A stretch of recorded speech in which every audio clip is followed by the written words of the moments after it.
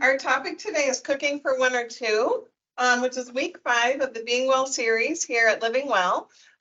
We have this series is for nutrition during survivorship, which is anytime after diagnosis. And if you take like week 5 and week 6 this time, you can take weeks 1 through 4 next time, or whichever, if you miss one, you can take some the next time. So we just keep these series going. So we're excited to have you. All right.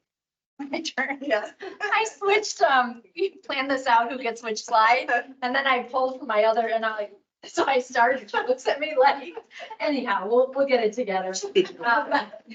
Oh, well. Yeah, so this is cooking for one or two, and this topic came up prior to COVID. We were doing a nutrition class, and someone wrote on the evaluation, they'd love to see a cooking for one or two, because that's how a lot of people, their households have gotten to be. We thought, what a great idea. So we kind of went with that. And then next week will be culinary completion, which is a hands-on cooking class. So you guys will be doing some cooking. So it's fun because then you can talk while you're doing your preparation and then taste it. So the Mediterranean plant-based diet is what we recommend.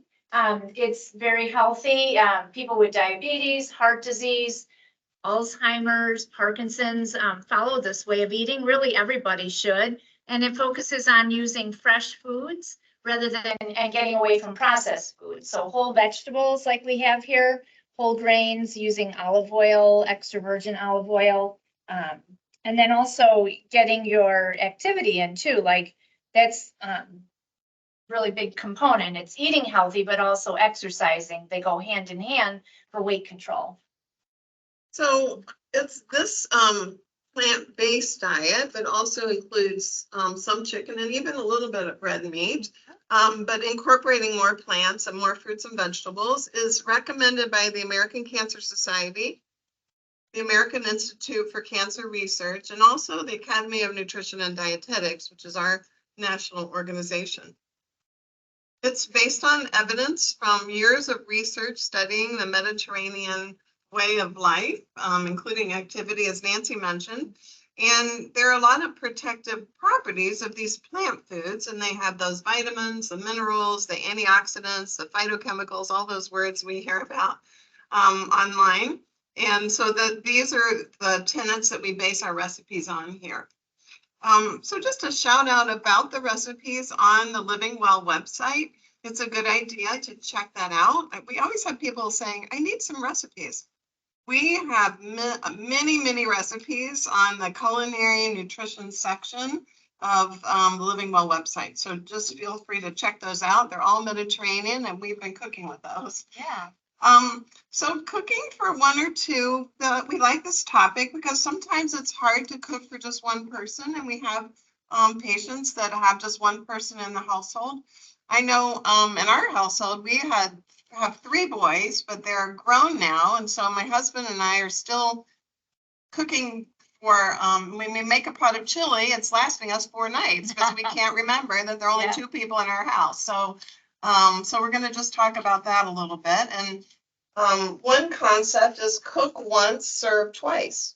So we're going to talk a little bit more, but that means kind of doubling the recipe. So you have maybe not quadrupling it like we've been doing sometimes, but doubling it. So the next night you can use leftovers, or maybe you're baking a big chicken and one night you're going to make chicken tacos and the next night you'll have just plain chicken with potatoes and carrots or whatever you're having. Sometimes you can repurpose those leftovers into a soup even, just add some broth and turn into a soup. So you get creative.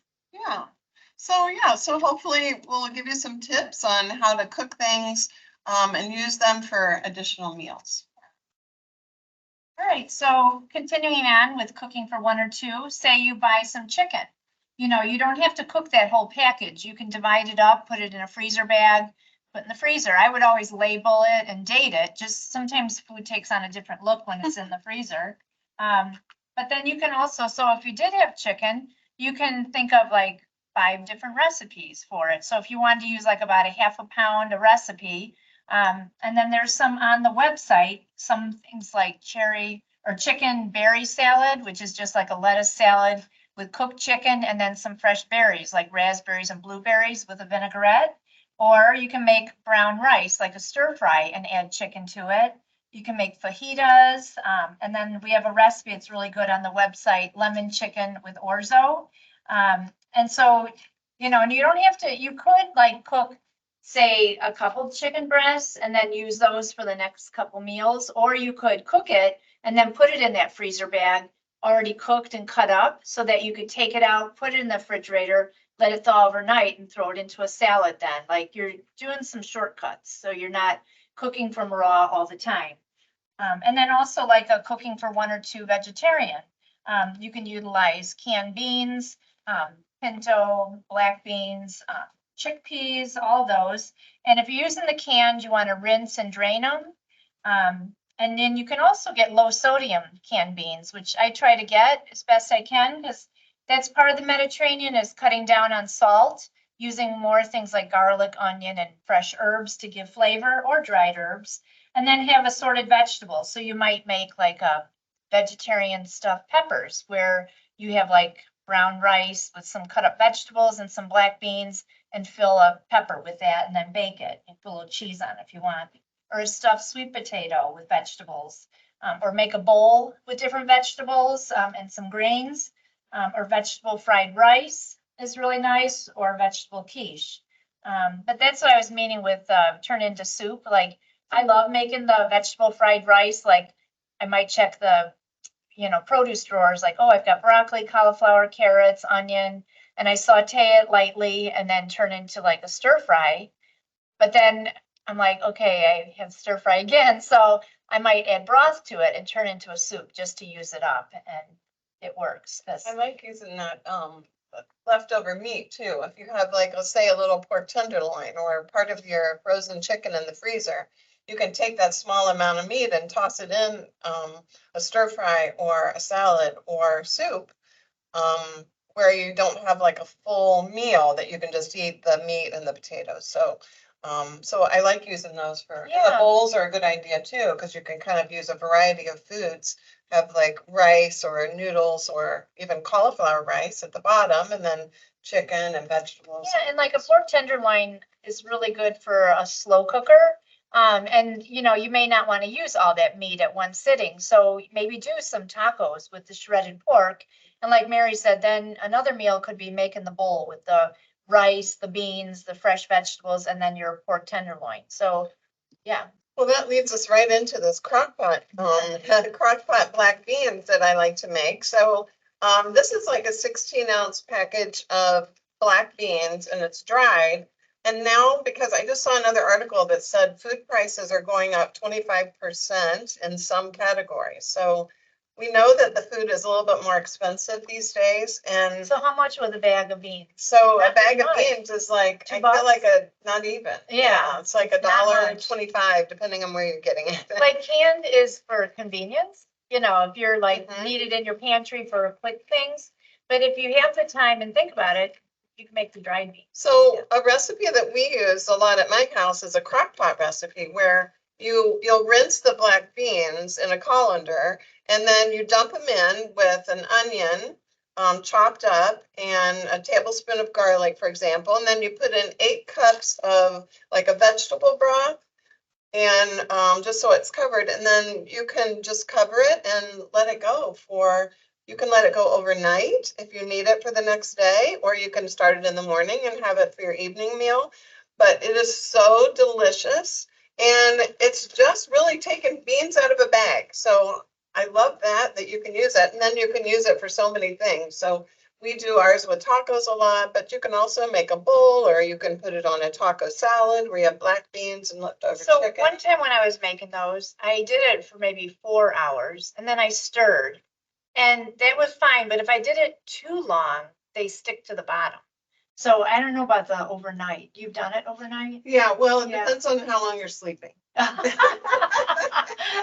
we do have this recipe online on the, if you want to follow it exactly, but I would say it depends on your crock pot too. Yeah, So I would say usually it's about, 6 hours, 4 to 6 hours. But it's okay halfway through to give it a stir and just bring it up from the bottom to be sure that it's all cooking nicely. It there's- smells good too. When they do it here, it smells incredible. And they're so glossy, like black beans are so glossy, it's like, wow. It makes this the is whole pretty place cool. smell. I know. And you Yeah. think about just beans. And you could, if you wanted, you could put a little bit of your extra meat in there if you wanted.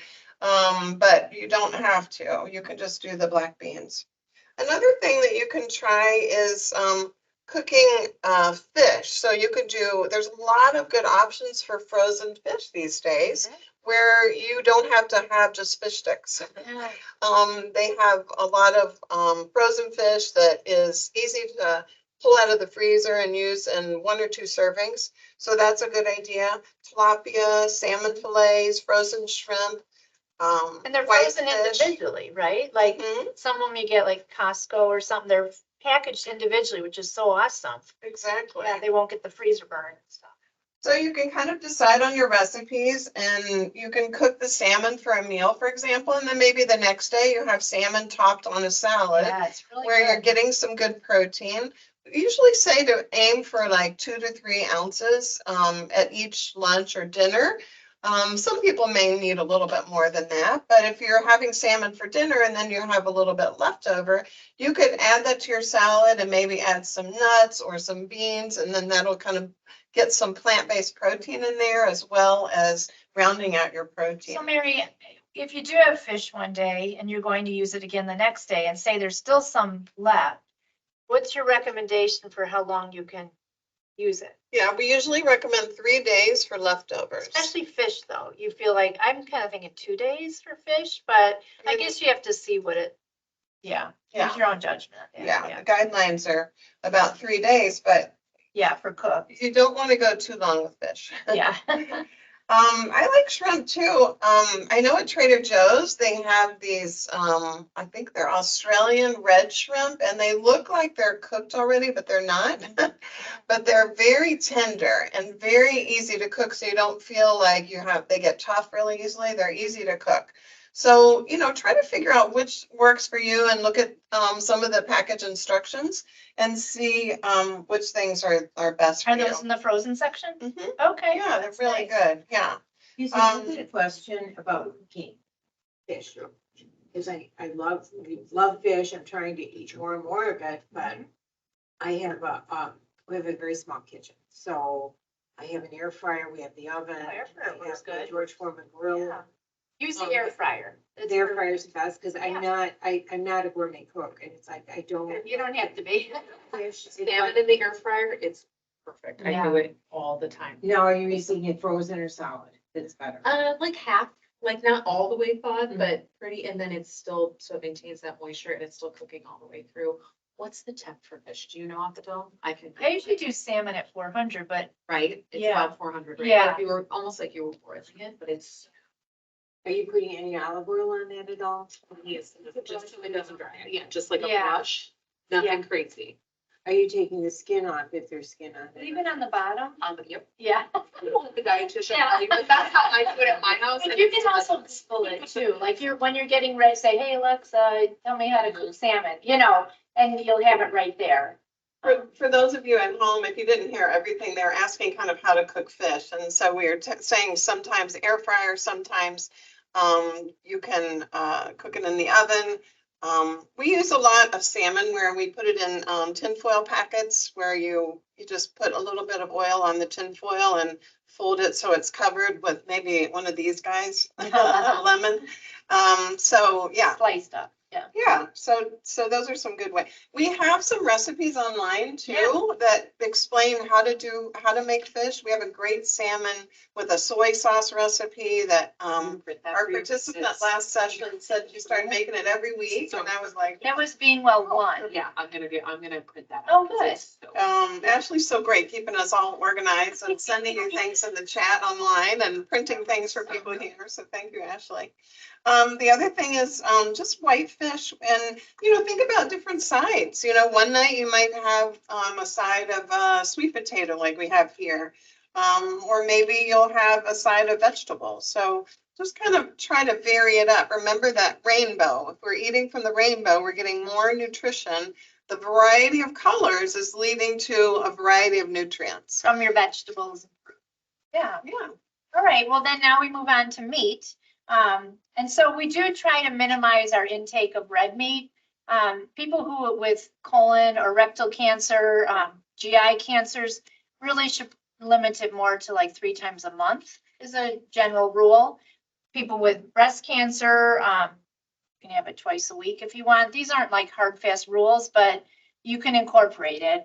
But when I do have red meat, you know, beef is so expensive now. So, you know, when I'm shopping for it, I get little packages, you know, like a fillet, and they're small, but I might use that and do like a shish kebab where I'm incorporating vegetables on the skewer with some meat, and then we cook it on the grill in nice weather, or you could put it in the oven.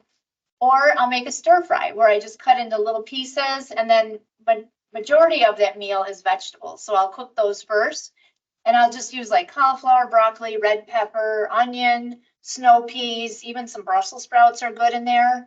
Cook that up, and then I'll just cook the meat separate, and then I just take a bowl with some brown rice, put the vegetables and the little bit of steak in there, and it's sufficient. And I like that steak on salads too, where you just have Yeah, a a smaller amount. You don't Yeah. have to have a big plate of steak. And also, like last class, we made these little tacos using ground turkey. So you can use that for making your own meatballs, or if you did a combination of meats, or if you did do ground beef, I would use like a little 1 tablespoon scoop, so they're smaller, and then serve that with a pasta dish if you want. But also you can, if you're making chili, use less amount of ground beef or ground turkey and add beans to round out the protein. And you start getting used to it, and actually your food bill is going to appreciate it. It'll be less costly. And then with any leftover meat, you know, throw it into a soup or a stew. But that's what you want. You want half your plate to be the vegetables, and meat is more of an accent piece, you know. And then eggs also add a lot of protein. So, you know, some people will cook up a bunch of, like maybe 6 eggs, make hard-boiled eggs. And then you want to use them up in 3 days. But that way they're already cooked, and you could add one to a salad, you know, to get a little extra protein, or make a little egg salad sandwich. And then also you can make an omelet. I love making a quiche, and there's a recipe on the website, a spinach quiche. You can also combine that quiche with even chopped up cauliflower, spinach. You can have quiche breakfast, lunch, or dinner. It doesn't matter. And then there's little breakfast egg muffins on the website too, which you make in a muffin pan, but you can add vegetables to that with your egg and cheese. You can make an avocado toast topped with like if you're out of treatment, you can have sunny side up egg if you'd like, or a lot of people will do over easy. But if you're active in treatment, then maybe have a hard boiled egg or scrambled eggs on your avocado toast. And it's not real terribly filling. It could be a meal, but you don't feel overly stuffed after having it. And then there's a dish called shakshuka. Did I say it right? Shakshuka. Yeah. And that's really popular too. And I think we have a recipe on the website. Yeah, it's really cool. You make it on the cooktop. And it's got tomatoes and peppers and onion, and then eggs in there. You just make a little divot in the tomato, almost like Like a well. Yeah, like a little well. And then you crack the egg in there, and then you cover it, and the eggs cook right in the tomato. So it's basically tomatoes and eggs, and it's very low carb too. And that would be a meatless meal, because we do recommend try to have more poultry, fish, red meat on occasion, and have a meatless meal, you know, on the weekly basis. And that would be a meatless meal. You know, so good. Yeah, just vary things. So we want to make sure that we keep in mind food safety tips as we're cooking more at home, and you know, just keeping everything safe so that no one has any foodborne illness concerns, especially during treatment. So we would say make sure that you're refrigerating foods soon. We talked about 3 days for leftovers. You want to make sure, a lot of times people don't realize when you're making a pot of soup. Now, if you're making it for 1 or 2, it might be a smaller pot. But if you're making a pot of soup, the inside of that pot isn't cooling down as quickly. So you need to take it out and put it in shallow containers and let it cool down, and then you can put it in the refrigerator or the freezer. But if you put a big pot that's still hot in there, the inside isn't going to cool down quick enough. But then don't stack those containers because now you've just allowed the heat not to escape. So you put it on a single shelf with your low shallow containers. So they cool down. Once they're cold, then you could stack them in the refrigerator for space, but they have to be cold for to cool down first. I do like, once they are cooled down too, I do like these heavy duty, Ziploc bags too, because, you can store those in your freezer nice and easily. But make sure you label it, because even if you think for sure you're gonna know, in about a month, you'll look at it and say, what was this again? And there's a little spot to label it too. Yeah, Get out a so Sharpie and. I think that is really helpful to Yeah. put what it is and the date that you put it in there, because Yeah. you don't want to keep it in there for too long. So just make sure that you're being a little bit more careful about leftovers. And then when you do go to use that, you can either put that packet in your refrigerator to thaw overnight. We just don't want you to thaw it on the countertop, you know. Exactly, Yeah. that's what I was gonna say. Oh, yeah. sorry. That's Stealing your okay. thunder. Yeah, just thawing, you wanna make sure, a lot of times, I don't know, my mom used to put it in the sink or on the counter in a pan, and, that was how you. But, we've since found out that that's not a great method, and, there could be a growth of bacteria, so just make sure you thaw it out in the refrigerator. You can, keep it in a shallow dish if you can, have the meat apart, so it's not a really big thick amount, then it'll, thaw out more quickly too. For those that it says, yeah, use up your foods in 3 days, like we mentioned. 4 or 5 days is okay if not immune compromised, but we usually say 4 days. And we don't want food left out more than 2 hours.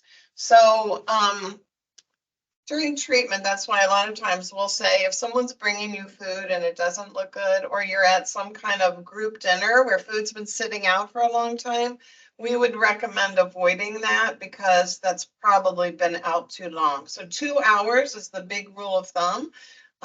If you have people that you're serving dinner and someone's late, just keep that 2 hour rule in mind because that's really important. So then we'll move on to poultry.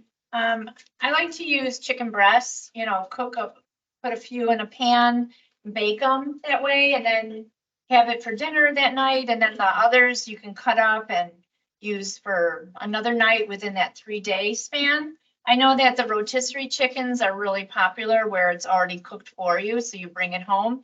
Just be careful when you're selecting a rotisserie chicken. They usually put the time on it that it came out, and so get the one that's shortest time that's been sitting out in that little warmer area. And then when you do bring it home, I think it's best to carve it, like take the meat off, and then you can refrigerate that meat rather than putting the whole carcass in the fridge. Because even with turkeys, we don't recommend putting that whole turkey with the meat on it right in the fridge. It just takes too long to cool down. And that way you've done the work, and then don't throw out the carcass if you want. You could make soup with it where you would just put broth in a pot, put the carcass in and boil it for about 15 minutes. You're getting some of the meat coming off and you get some of the extra flavor from the bones. And then all you do is just put in a colander and strain it. And now you've got a really nice rich broth. If you don't want to use it that night, you don't have to. You can just let it cool and then put it in containers and don't stack them and put it in the refrigerator. And now you've got it, but use it again in 3 days, or you could freeze it too if you wanted. Sometimes it's nice too to use that meat that you take off the rotisserie chicken and put it in these little bags so that, like we talked about in the beginning, and then you've got chicken or fish or whatever you want. So if you're making it or you're taking it off the bone, just freeze it right away as opposed to letting it sit in there if you know you're not going to eat it in the next couple of days. And then rice is nice. You can buy a package and cook it up, or there's some sneaky ways you can get around it. Like sometimes I've been getting some of these, it's like 90-second whole grain rice. And when I look at the ingredients, it's not too bad. It says water, whole grain, parboiled brown rice, canola oil. So it's not having a bunch of preservatives added. That's what I'm trying to get away I from. think they have some that just say rice also. Yeah. Like they freeze them and they just have rice. This was from Aldi's, but sometimes I might start with that if I'm like worked and then got home, have to make dinner and then, I might do that vegetable thing and then add rice, like make like a stir fry. Also I have some jasmine rice, but I do tend to buy more of the brown rice. But this is from a Trader Joe's and it has 3 packets in there. And so we just use 1 packet between my husband and I, and you just microwave it for like 3 minutes. And then we divide it into a bowl and then add whatever food we're putting on, like a stir fry or something. You can also freeze your own rice, like say you did, make it yourself and you have this pot of rice. You can use a freezer bag and divide it up and then label it, and now you've got your own frozen rice. So it's a nice little do ahead. We brought some other grains too, like bulgur. Here's some wild rice. Here's, this is like a quinoa buckwheat blend. So, don't forget about using other grains. It kind of helps you vary up your offerings. It makes meals a little bit more interesting. There's some different textures, but also it gives you some good nutrition. So I know we're talking about grains, but I didn't want to forget to mention this. This is a little white tuna packet. Aldi's, Jewel, those places all have it. Mary actually is the one who got me started on this. She would bring this often to lunch. She says, guys, don't worry, I've got tuna today. I'm like, it's okay, we like it. But it used to be, I always thought you had to like do your tuna, add a little mayonnaise and celery and relish, and it's a little bit of a production. But with this, I just bring my salad and then open this packet and throw it in, and I might put like a little Italian dressing with it. So you get some protein with this, got 80 calories and so much. 17? Yeah. Yeah, I have my glasses. 17 grams of protein in this little packet, and this is like 1 serving. And they have other flavors too. I just get the plain old tuna. It's a little more expensive, It's to not have bad those though. packets. Yeah. Instead of the can where you can make a larger quantity. But for, if you're running and you have to go somewhere and you need something quick, it's really helpful. Yeah. Yeah, the ingredients. And even if you just want it at home, a lot of times people are just asking us, what is a quick, easy thing I can have for lunch? You just open this up, put it on your salad, add dressing, and you're good to go. You could even add pickles if you wanted. Yeah. You can jazz it up if you want. All right, so for produce, how do you make selections? So produce can be used, I've talked about like using them for soups and bone broths, but you want to make sure that you know how to store them. So a lot of times with fruits and vegetables, we'll recommend, okay, when you get home, chop some up and have them ready to go for snacks, for example. So that's an easy thing to do with carrots. And sometimes I like to do that with lettuce. As soon as I get home, I'll put it in the crisper, what's it called? The salad spinner. And I will spin it so the water comes off of it and then it stays in the salad spinner. Of course, you have to wash it first, but once you put it in there, it'll stay in there because the water's not touching it. So if you have something that you've brought home and washed and you want to put it in Ziploc bags, put a paper towel or something in the bottom so that it's not sitting in its own liquid, because then it'll go bad more quickly. Or you can there are some pretty handy containers that have like a little buffer on the bottom, kind of like a meatloaf pan, where there's a little place where the water will go underneath and it's not sitting right on top. If you have those, great, but you can use, I use paper towels for my herbs too. I wash them and then I put them in, I saw Rick Bayless do this on his cooking videos, and he puts them in paper towels and then puts them in a Ziploc bag. And they stay very nicely there. So like cilantro or parsley or any of those will stay well doing So a that. lot of people who meal prep, like they might do it Sunday afternoon, they'll do some of that cutting up and have their menu for, the next few days. I don't really do it that way. I'm more of a, on a daily basis. Then I'll wash them and then I'll do my cutting and all that. So everyone has their own options, what they want to do.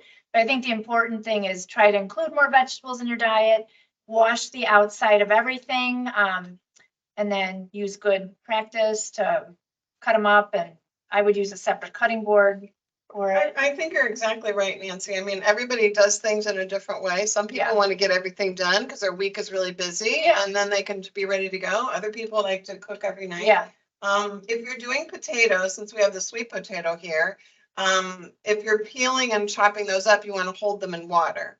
So otherwise they're gonna get brown, but you don't want to keep them in there for very long because they will, start to brown and. a lot of people with young children, like they really have to meal prep pretty much just because their lives are so busy, and mine's not like that, so I can kind of do my own thing. But everyone can do their, right, used to be, I have 4 kids, yeah. So the pre-cut vegetables may go bad a little bit more quickly. So the ones that you think will go bad, eat those first in the first part of the week. So eat your lettuce, your carrots, celery things so they don't get kind of limp. And then save your potatoes and your squashes and things like that for later in the week so that they will, that they'll last and they won't go bad. I find that vegetables have a higher water content, like a zucchini or a cucumber, those tend to go bad quicker in the fridge. So I try to use those first. I do find things that are root vegetables will last a little bit longer, but my goal is to not overbuy and use what I can during the week and then make soup or something to use them up so that you're starting fresh again when you do go grocery shopping. But yeah, with food costs so high, you just want to keep tabs on what you've got in the fridge. Well, and we don't want to forget to, right now, we don't have a lot of farmers markets and things, but if you can buy things that are in season and local, that's going to be helpful too, because they're not going to be on those trucks for a long time. And then the nutrition is decreasing and they're not quite as fresh. Yeah, So what one should go in the refrigerator? yeah. So vegetables that should not go in the refrigerator, tomatoes, you don't need to refrigerate those. They're nice on the counter. They have their nice sweetness. I don't like a cold tomato. Onions, potatoes, sweet potatoes, like a butternut squash, a spaghetti squash, bananas, persimmons. Persimmons are great.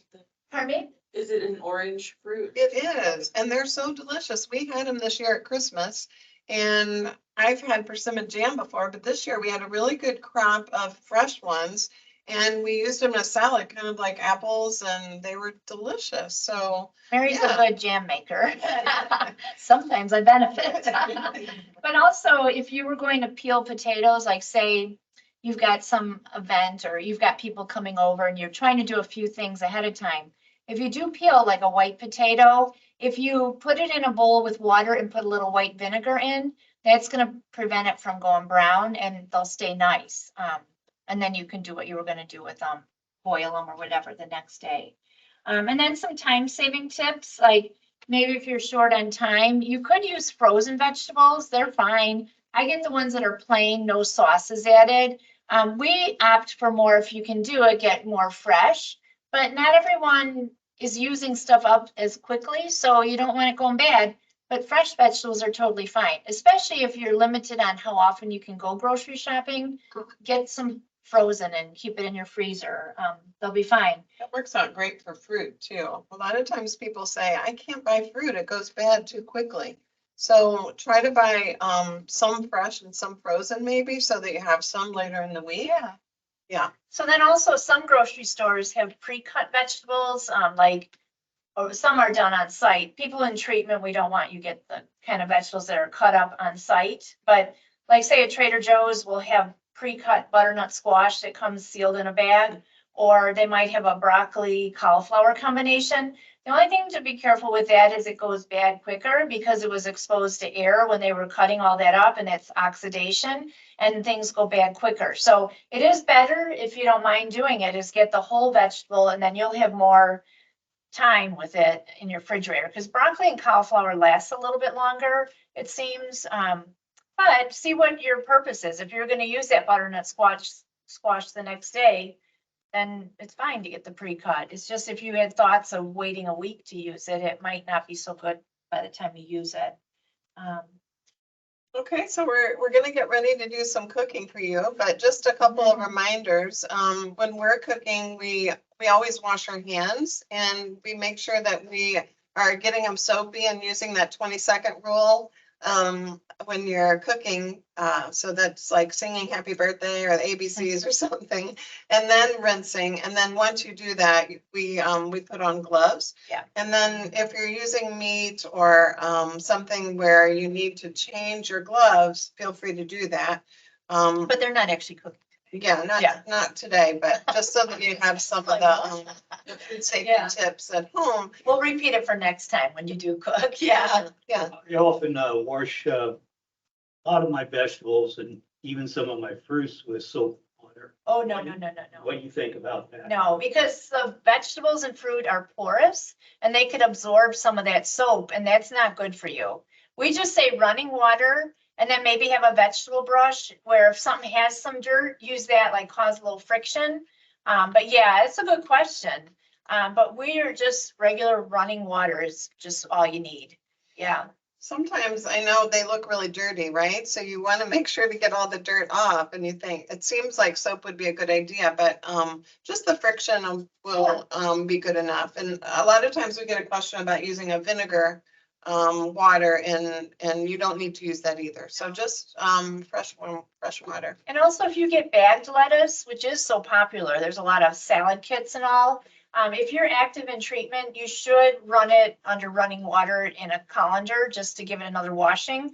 But if you're done with treatment, those salad kits are probably okay. I still will wash like the spinach again, even though it says triple wash. It's just a habit I've gotten into, or, you know, different lettuces.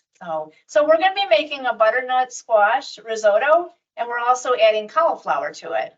So, yeah, so we're gonna All right, get so ready. we'll get. We shout out to Ashley. We couldn't do this without her. She helps us with everything here, so. Yeah, she's amazing. Awesome. So she's working on getting us together, but we're starting with the risotto, and I wanted to talk a little bit about the butternut squash because I feel like, oh, there she's got us. I see, now you can see that butternut squash. This is only a part of the squash. We have a giant one today. But a lot of times I feel like people don't want to use butternut squash or spaghetti squash because it's intimidating to cut. And it's kind of hard to cut. So a trick that I use a lot is, and those of you that were here last week are already in know of the secret, but you take a fork and you kind of pierce the skin all the way around the middle. I actually did it right here. And then you put it in the microwave for 1 minute. And then it's much easier to cut. So, so just think about piercing that, or you can even use a knife and kind of score it so that it gets into the skin. And then you microwave for 1 minute and then you're able to cut it in half. And then once you have it cut, just if you can cut the ends off so that you have a flat surface. Gosh, it's kind of a tough vegetable, but you can see it's much easier to peel now. And I like using it where you're taking the peeler and you're going away from you, so it's on the cutting board. And then you're not bringing it towards you where you might cut yourself. Same with the paring knife.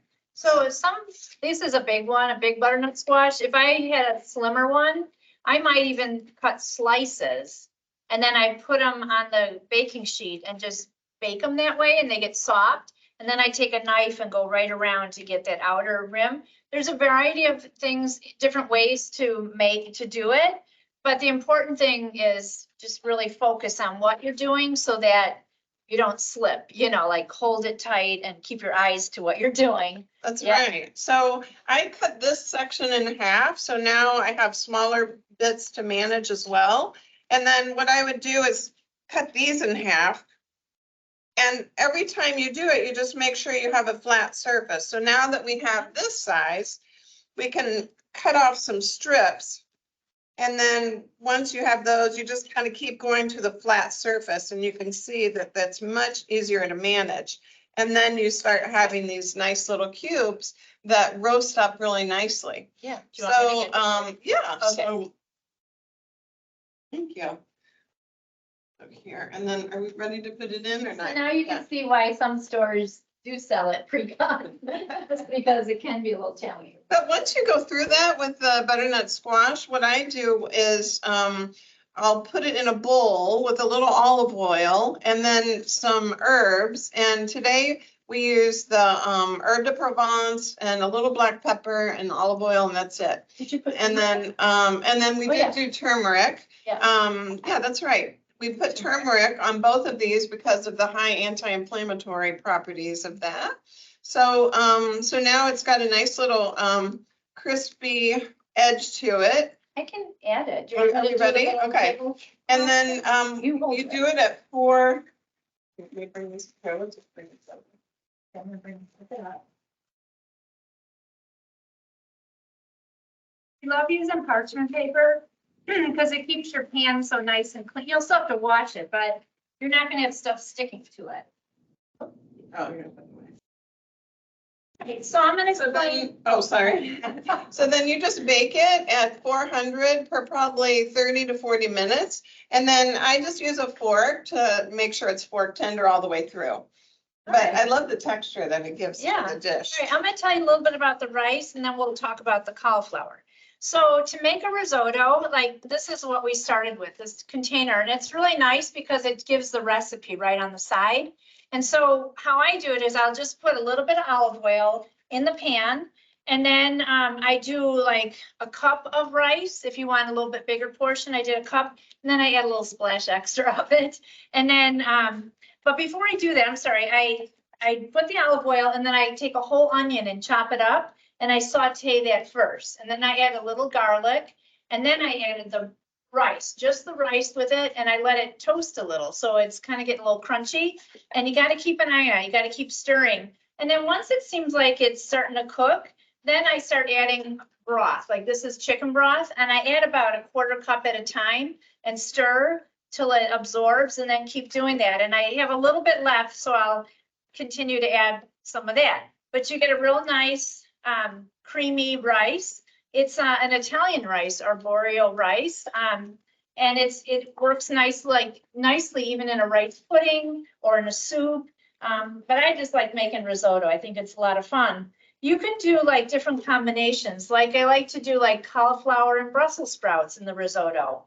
Cauliflower takes on like a sweeter taste, it seems, and it's really picks up nice. Some people just do like a mushroom risotto or the butternut squash, with another vegetable or just that. And it makes for like a main dish. If you even wanted to serve a little chicken on the side, it's okay. Yeah, that's delicious. So, All right. so the other thing that we added tonight was cauliflower, and we use turmeric on the cauliflower too. I actually love doing turmeric on roasted vegetables. And broccoli and cauliflower make a really good combination. And then if you do have a big pan of those, you can use them on sandwiches or in soups or casseroles, salads. So I like to batch do roasted vegetables and then have them as I need them. So with cauliflower, I have part of it here just to show you. You want to make sure that your one thing about the texture is that you don't want to just start chopping from the end. You want to kind of chop from the middle and chop off that side part, the core, because we don't really need that. And then when you have these little pieces, you want to start from the stalk so that you still have a nice little texture of your cauliflower left. If you start cutting from the outside, you're starting to get into the little florets, and then it's not going to be as pretty and give you the nice texture that you want. So you can use the stump part too if you want and just chop it up small. But so you kind of start in the middle, and then sometimes even if you want, you can break it apart so you still get the florets. We like using cauliflower or broccoli or Brussels sprouts in our cooking because those are cruciferous vegetables and they're anti-inflammatory and they're really recommended. And they just work real well in combination with a variety of vegetables. So you want to do them in about 1-inch pieces so that they all cook uniformly. And same with the butternut squash, about the same thickness so that they all cook together very nicely. So I do love cauliflower in that way. And now it looks nice and tender. You can kind of see, and it's got the, you need, when you put it in a bowl for the olive oil, you need just a little bit more olive oil for cauliflower because it soaks that up a little bit. But I think it looks beautiful and it's got a nice crispy texture. Yeah, and if you were cooking a dinner and you wanted to serve cauliflower, you could just take it to this step and serve it as your side dish, you know? Yeah. And it's nice, now we're gonna add it to the risotto, but it's really good this way. Yeah. So let's do Beautiful. the same thing we did before. Okay. You hold that and I'll dip it in. I don't, Okay. I like the tablecloth trick. There we go. So it's nice to have different colors and textures in your meals as well. And I think that's why we like the cauliflower and the butternut squash, because it gives it a variety of colors and there's a variety of nutrients. So there's some things in the cauliflower is really high in fiber. Butternut squash is really high in vitamin A, which helps with your night vision. So the more of a variety of vegetables you're getting, the better off you're going to be nutrition wise. It's starting to look really good. Yeah, so we're gonna add Parmesan cheese. I actually prefer to use fresh Parmesan cheese for that. This was, you know, the grated type that you might put on spaghetti, but it's fine. It's still Parmesan cheese. So we'll add some of this. And then I love that we have the turmeric in here because I tend to add turmeric to more of our orangier vegetables when you're first starting out, so people aren't like, what is that? You know, and it's good on salmon too, but it works really well with this dish here. A lot of times we like to use the herb de Provence as well. Herb de Provence is like an Italian seasoning, but it also has lavender added to it. So it gives things a little bit of a different flavor and I think a little bit more flavor because I'm kind of partial to it, but it's really good in eggs. You can use it in egg salad like we talked about. But it does give a lot of good flavor to a lot of different dishes. So we didn't use any salt in this recipe. We didn't add any. We love using pepper. And then, you know, we have fresh garlic and fresh onion in here, and then our vegetables, which have their own flavor. We did add a little rosemary. If it were summer, we would have used fresh, but we're in the winter still, even though it doesn't seem like it. And then the turmeric and then herb de Provence is in here. So Yeah, it should be flavorful. Yeah. it looks really tasty. And then we'll just top it with some fresh parsley because that's pretty much widely available. So any questions you might have? Does it look good to you? All right. All right, well, we're going to be sampling this recipe here for our people that are with us in person. And we thank you so much for those of you that are online. Hopefully next time we'll see you here in person so you can try out some of our recipes. Yeah. But thanks again for joining us and we'll see you next time. Don't forget, if you have any nutrition questions,